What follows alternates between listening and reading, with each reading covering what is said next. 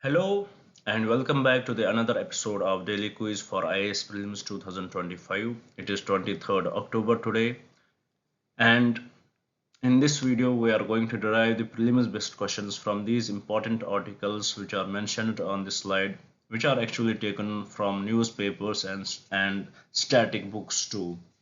Now, before we will start our discussion, may I would like to give a brief introduction about this video so that you will get more connected with it. Every day in this video we discuss three types of questions. हम इस video में तीन किस्म के questions discuss करते हैं. पहला type जो रहता है उसमें हम we discuss the questions related to the current affairs. We take up the most important articles from the newspapers.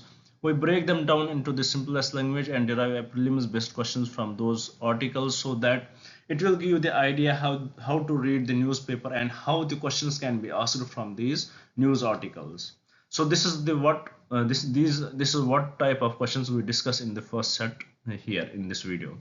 In the another set of questions, we discuss the questions from the static portion. We take up right now we are discussing Indian polity, and in Indian polity we are discussing the fundamental rights. And in fundamental rights today we are going to discuss Article 25. We are going to derive a prelims based question from this article and give you the idea how the questions can be asked from such minute and discrete topics. So this will give you the idea how the questions can be asked in the prelims with respect to these discrete topics. After that, we are going to shift our approach towards the last part of this video, in which we are going to discuss few previous year questions. In these previous year questions, we will try to find out what is the pattern used by the UPSC.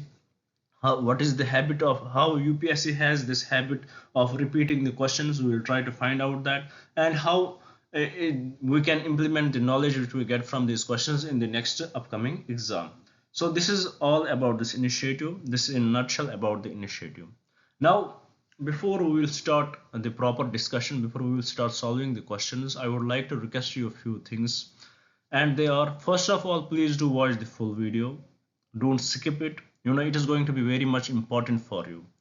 As I already told you, what are the sources of the video, what are the sources of the questions which we discuss here.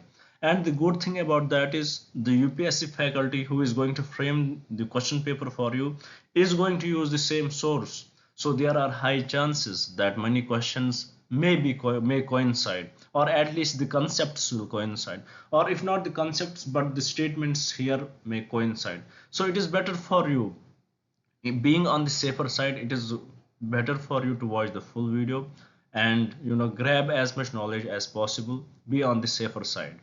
And the another thing which I would like to request you guys, please do note down these questions somewhere with you, or at least take the screenshot of these questions. You do know how much important these questions are going to be for you.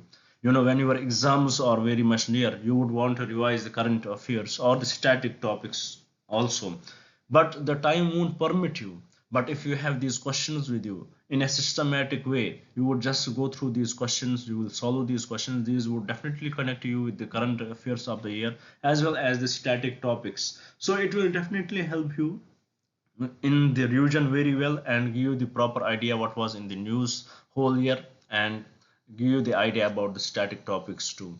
So it will definitely help you in clearing your prelims exam next year. So it is best for you to note down these questions. And the last thing which I want to request you guys, please do subscribe the channel and share it with your friends so that they may also get benefited from this initiative.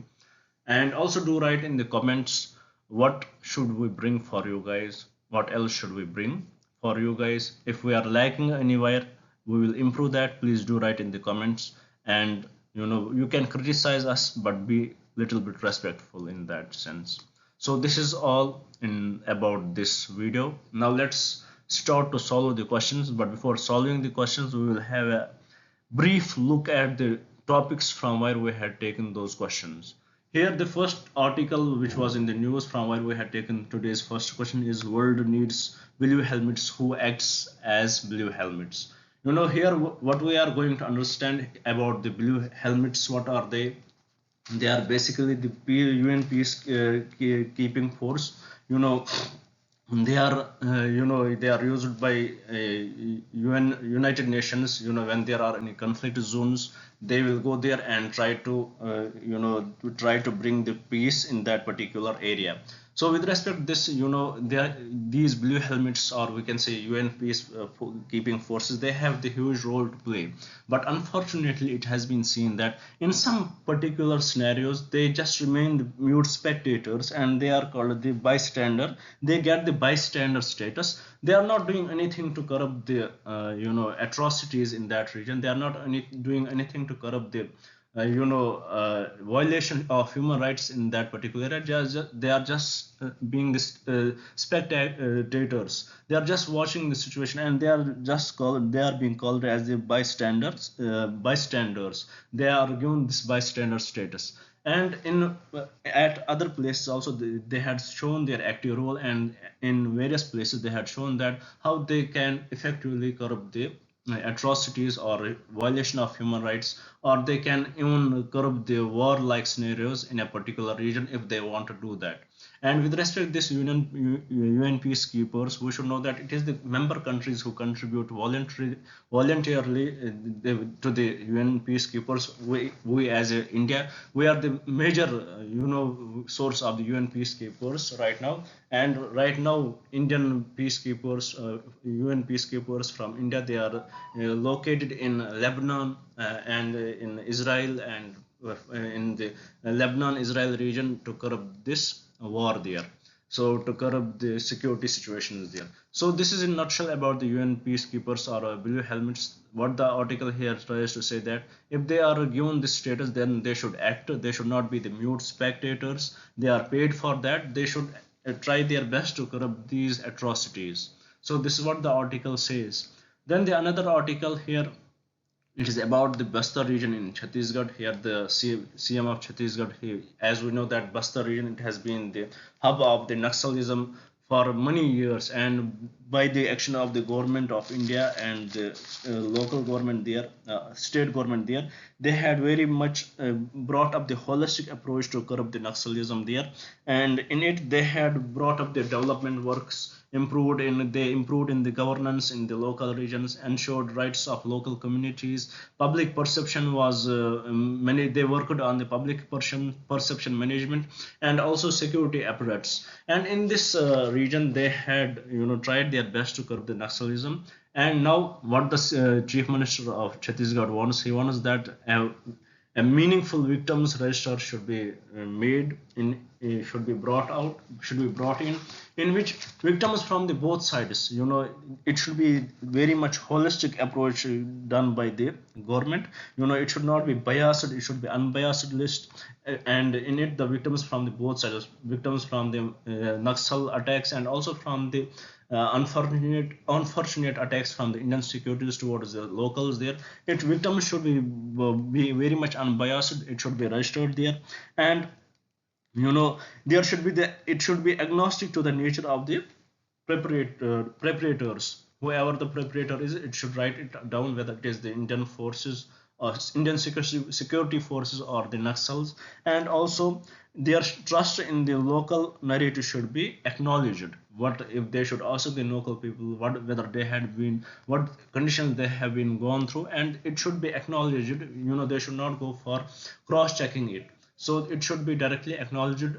Once this would be brought in, it will definitely help in providing the benefits to these victims, and definitely it will improve the trust between the people living in there and the government authorities. So it is definitely going to impact for the good of the region.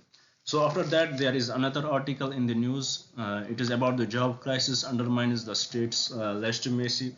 It is very much clear, when we don't have jobs available for the youth, they definitely, people's faith in the model of governance will erode if jobs are not created. And any individual contributes to the society is viewed in broader terms. Individual has to be financially well, he is the means of the financial support.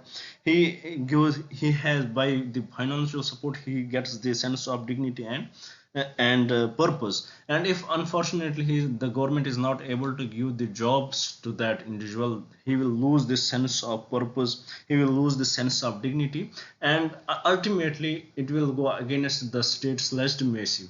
So here what the article tries to show that how much jobs are important for the state's legitimacy, and with respect to this we will solve a prelims based question and get more idea about it. Then the another article, it was about why are big tech companies such as Google scouting for nuclear energy, nuclear power. About this, we should know that these big tech companies are scouting for the you know micro small modular reactors. They are getting power from these. Why? What is the reason for that? Because they have the greater utilization of electric energy, and according to 2023 by Google has carbon has emitted carbon the emissions of carbon from Google rose up by 13%. So there by time these emissions are going to increase. So to overcome this global impact, what they are going to put the globe through by emitting carbon, they are going for the cleaner energy, and nuclear energy is one of the cleaner energy available to them. So that is the reason they are going for these nuclear power plants, nuclear power, so to curb this carbon emissions which they are contributing, which these companies are contributing. That is why they are scouting for this nuclear energy. So this is a nutshell about this video, about this article. After that there is another article. It is about the scientists have discovered new genus of jumping spiders, and the names are Tankana Jaya Magali. They had discovered this jumping spiders. After that there is another article. Actually it was in yesterday's class. It is about the secularism is a core part of constitution. The Subramaniam Swamy, he went to the constitution and he went to the Supreme Court. He wanted that the secularism, it should be removed from the preamble, as it was added in 1976 through the 42nd Amendment Act, which was done by Indira Gandhi government then, and it was highly criticized. But the Supreme Court, the Chief Justice of India said that it is very much core part of the Constitution. It is the basic part of the Constitution, and it can't be removed. If it can, and nobody can remove this secularism from the Constitution or preamble, because it is the basic part of the Constitution, and it would go against the 1973 judgment of Keshwananda Bharati case. So in this regard, why this article is in news. Then the another article which was in yesterday's newspaper is about the protest in Ladakh, as they want the sixth schedule status to be given to them. They were the part of the Jammu and Kashmir, and they always felt neglected because they felt that the issues of Jammu and Kashmir are highlighted first than the issues of Ladakh.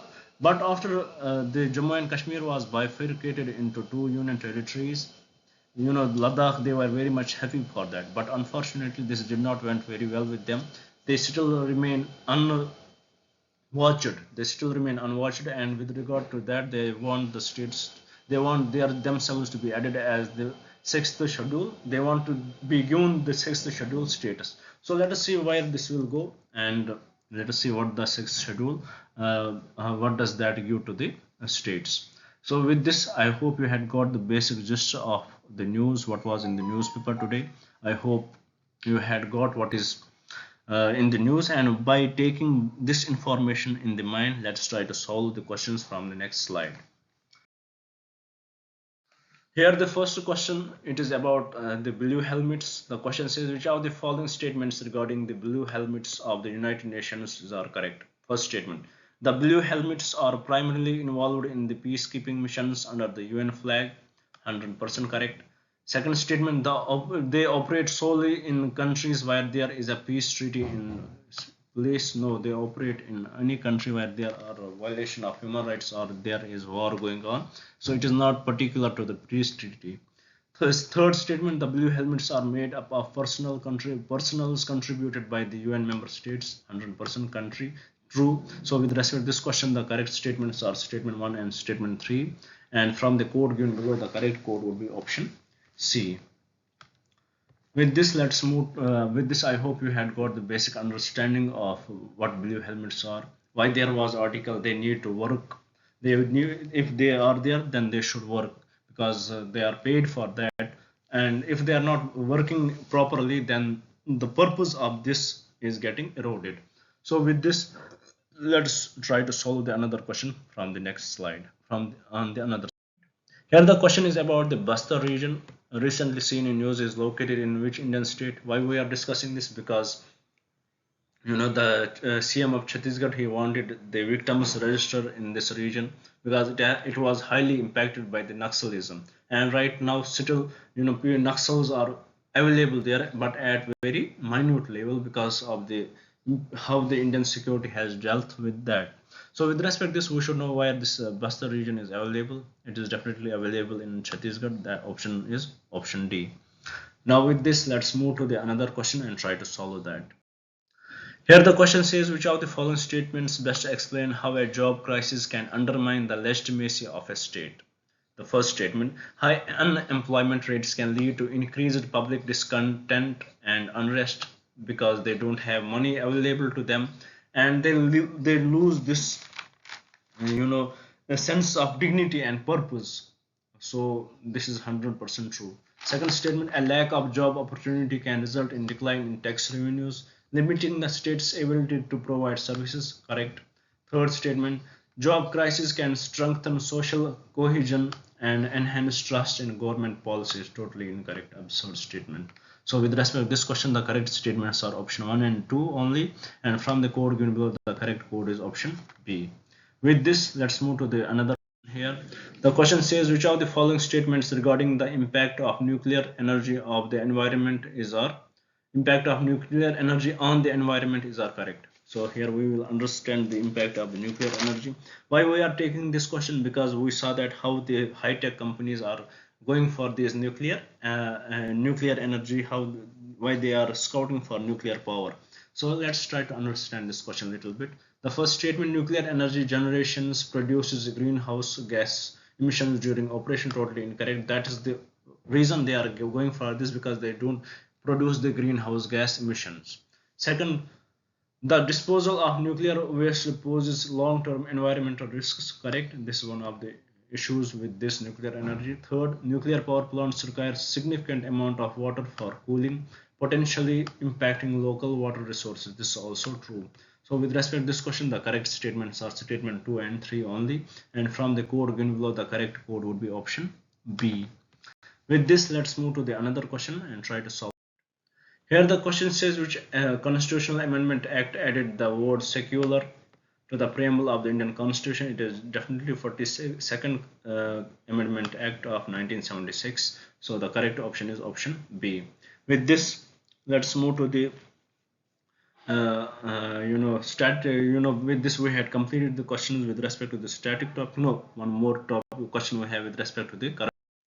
Here the question says, which of the following statements regarding the 6th schedule of the Indian Constitution is are correct? First statement, the 6th schedule provides for the establishment of autonomous district councils in certain northeastern states. Correct.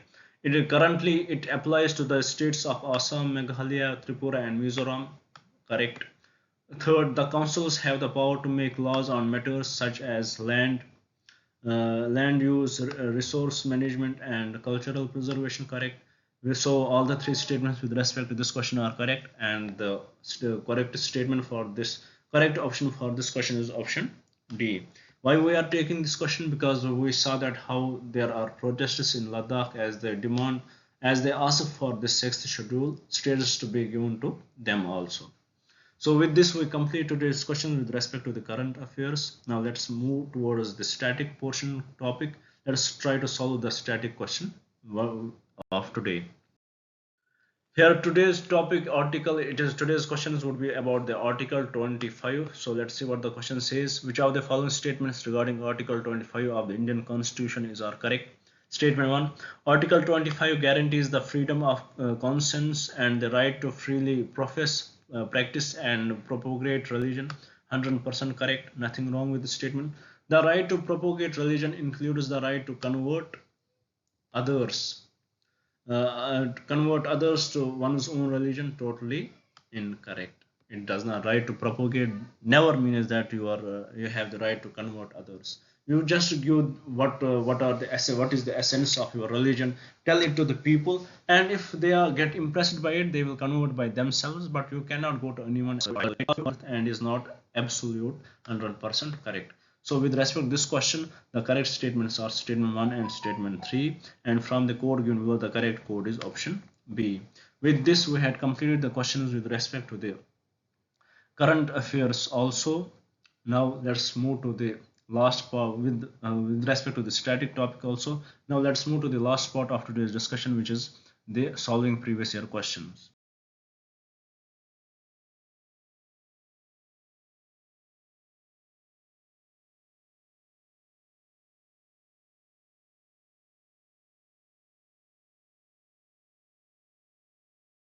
Let's move to the last part of today's discussion. Let us discuss these questions with respect to the previous year questions. The first question is, it is related to the Satyagraha when there was, Quit India movement started. So with respect to it, let us see what the question says. In the individual Satyagraha, we know Bahwe was chosen as the first Satyagrahi. Who was the second? So we have to answer who was the second Satyagrahi. Was he Dr. Rajendra Prasad? No. Was he Raja Gopalacharya? No. Was he Sardar Vallabhbhai Patel? No. Then who was he? He was Pandit Jawaharlal Nehru. He was the second Satyagrahi. So with respect to this question, the correct statement is option B. Now coming to the last question of today's discussion, it says which of the following statements related to the Cripps proposal include the provisions for first, full independence of India? No, it did not include the provisions for the full independence of the India. Second, creation of constitutional making body, 100%. It led to the creation of the constitution making body after the war is over. So Indians will make the constitutional making body, constitution assembly, and they will form the constitution by their own. So with respect to this question, the correct statement is option B. With this, we complete today's discussion. I hope you would like the video. I hope you would share it with your friends, and I definitely hope you would subscribe the channel. Thank you for staying with me. Thank you very much. Have a nice day.